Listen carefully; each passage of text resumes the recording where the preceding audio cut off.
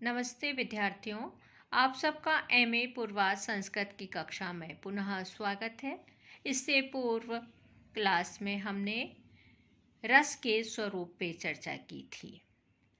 आज हम आचार्य विश्वनाथ के अनुसार रसास्वाद के स्वरूप निर्णय के बारे में चर्चा करने जा रहे हैं। रस का आस्वाद कैसे हुआ करता है, इस पर हम विचार करेंगे, जिससे कि हमें रस के स्वरूप का पता लगेगा। आचार्य विश्वनाथ के अनुसार सहृदय सामाजिक जन ही उस काव्यानंद का अनुभव क्या करते हैं जिसे रस कहा जाया करता है। इस रस का अनुभव उन्हें तभी हो पाता है जब उनके हृदय में काव्य या नाट्य परिशीलन की महिमा से सत्व का उद्रेक अथवा प्राबल्य हो जाया करता है। यह हृदय के अनुभव का विषय रस एक अखंड है। अखंड इसलिए कहा है क्योंकि इसमें विभावादि का पृथक पृथक अनुभव नहीं होता।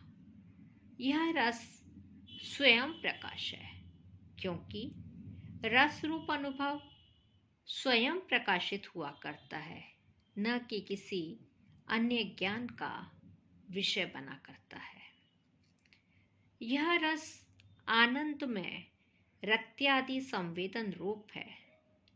यह एक ऐसा अनुभव है जिसमें अन्य किसी भी ज्ञेय वस्तु का स्पर्श नहीं हो सकता।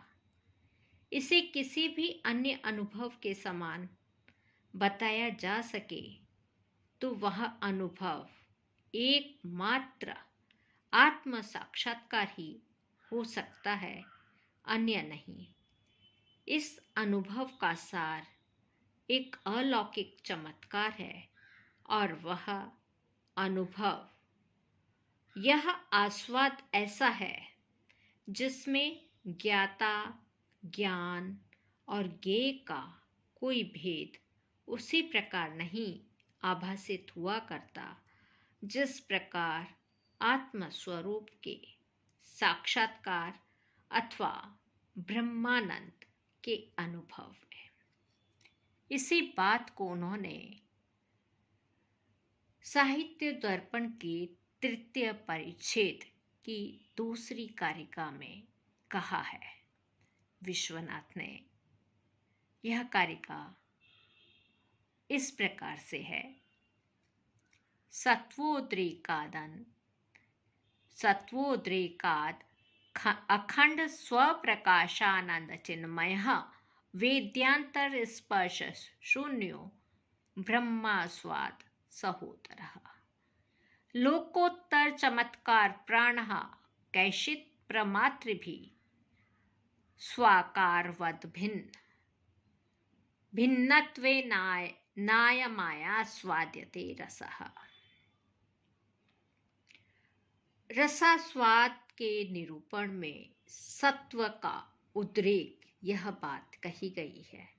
सत्व का अभिप्राय है मन की एक ऐसी अवस्था का जो सहृदय सामाजिकों को अन्य समस्त घटपट आदि वस्तुओं के ज्ञान के प्रति विमुख अथवा वितराग बना दिया करती है। वस्तुतः सत्व की परिभाषा ही इस प्रकार की है। सत्व मन का वह स्वरूप है जिसमें रजोगुण और तमोगुण का कोई स्पर्श, कोई संपर्क नहीं रहा करता।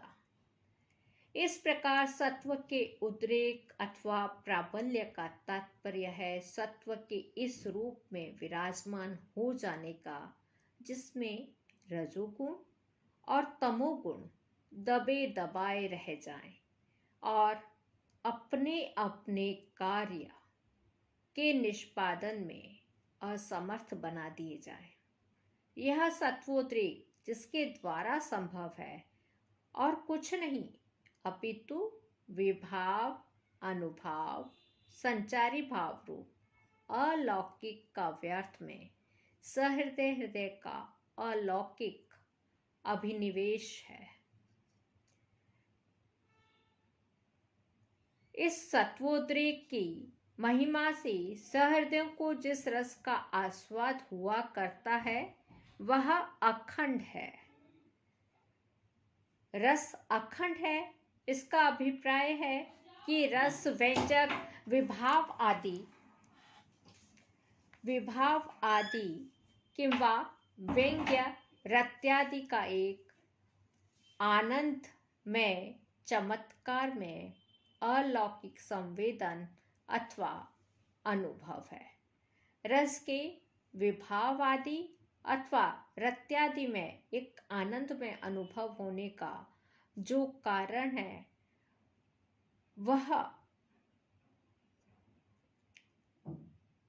वह एक कारण स्वरूप है और स्वयं ही यह प्रकाशित होता है।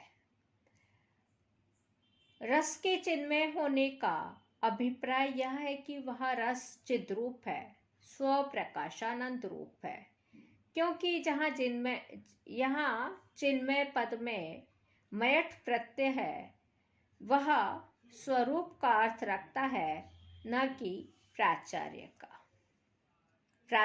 का। रस लोकोत्तर चमत्कार प्रमाण है। इस उक्ति में चमत्कार शब्द विस्मय शब्द का समानार्थक है। विस्मय क्या है? विस्मय है सहृदय सामाजिक का चित्त विस्तार अथवा मनोविकार। चमत्कार ही रस रूप अनुभव का प्राणभूत है। वृद्ध पितामह रसिक समाज के अग्रणी अथवा कवि पंडित शिरोमणि आचार्य नारायण ने किया था कि अलंकारिक धर्मदत्त ने अपने अलंकार ग्रंथ में इस प्रकार अंकित किया है। चाहे कोई भी रस हो, यह तो चमत्कार ही है जो उसके सार रूप में प्रतीत हुआ करता है, और जबकि चमत्कार ही रस का सार है, तब तो यही सिद्ध है सभी रसों में अद्भुत रस का ही आस्वाद मिला करता है।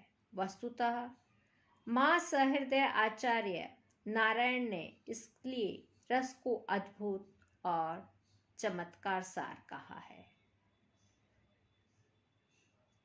इसके लिए यह श्लोक है, रसे सारश्च चमत्कारः सर्वत्र अप्य अनुभूयते तच्चमत्कार सारत्वे सर्वत्र अप्यु अद्भुतो रसः तस्मात् अद्भुतमेवाह कृति नारायणो रसम्। यहाँ पे कैश्चित पद का भी प्रयोग हुआ है। तीसरी कारिका में कैश्चित प्रमात्र भी ये जो लिखा है, तो यहाँ पे कैश्चित का तात्पर्य है कुछ विरले लोगों के द्वारा ही रस का आस्वाद लिया जाया करता है। इस कथन का अभिप्राय यह है कि रसास्वाद के भागी वे ही लोग हुआ करते हैं जो पूर्व जन्म में संचित काव्यार्थ परिशीलन रूप पुण्य परिपूत रहा करते हैं। ऐसा कहा भी गया है, पुण्यवन्तः प्रमेणवन्ति योगी वत्र संतति, अर्थात वे लोग रस संदोह का आनंद लिया करते हैं जो कि भ्रमदर्शी योगियों की भांति पुण्यात्मा हुआ करते हैं। तो इस कारिका में साहित्य दर्पणकार ने रसास्वाद के अधिकारी लोगों को प्राक्तन पुण्यशाली कहा है। रसास्वाद में सहृदय सामाजिकों की मनोदशा विचित्र हुआ करती है। इसमें विचित्रता इसलिए रहा करती है क्योंकि अन्य किसी अनुभव में ऐसी बात नहीं हुआ करती। यह मनोदशा मन के सत्रोद्रेक की दशा है, अथवा यूं भी कह सकते हैं सामाजिक जन का वह मन ही सत्व है जिसके रजोगुण तमोगुण का व्यर्थ परिशीलन के द्वारा अपने अपने प्रभावों के प्रकाशन में असमर्थ हो जाया करते हैं। रजो में मन चंचल हुआ करता है, तमो में मन पर मोह संकट की घटा छाई रहती है। मन को चंचलता मोहांधता के निवारण के लिए योगी जन समाधि का सहारा लिया करते हैं, किंतु काव्य रसिक किंवा नाट्य प्रेमी लोगों के मन का मोह संकट काव्य अथवा नाट्य के भोग से ही भगाया जाया करता है।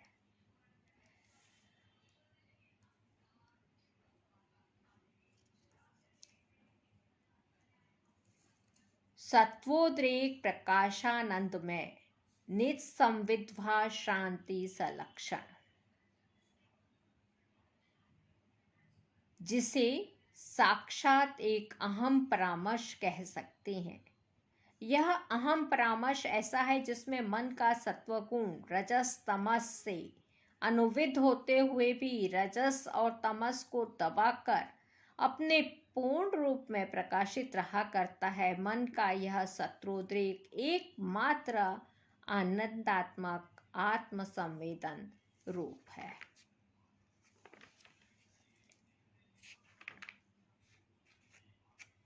आज हम रस के स्वरूप को बता रहे हैं और विश्वनाथ ने इसको ब्रह्मानंद सहोदर कहा है, साथ ही लोकोत्तर चमत्कार प्राण कहा है। ब्रह्मानंद सहोदर कहने का तात्पर्य है कि जो आनंद हमें ब्रह्म को प्राप्ति पर प्राप्त होता है, वैसा ही रसानुभव होने पर चिदानंद रूप अनुभव होता है।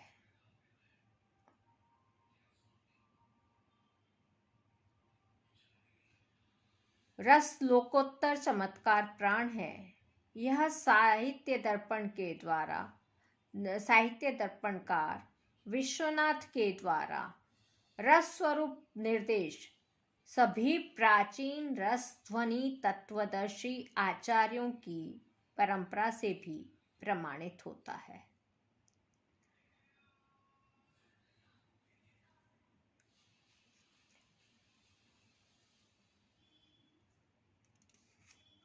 आज हम यहीं पर समाप्त करते हैं। पुनः रस के विषय में आगे चर्चा करेंगे, जिसमें रस और आस्वाद के तादात्म्य का वर्णन होगा। धन्यवाद।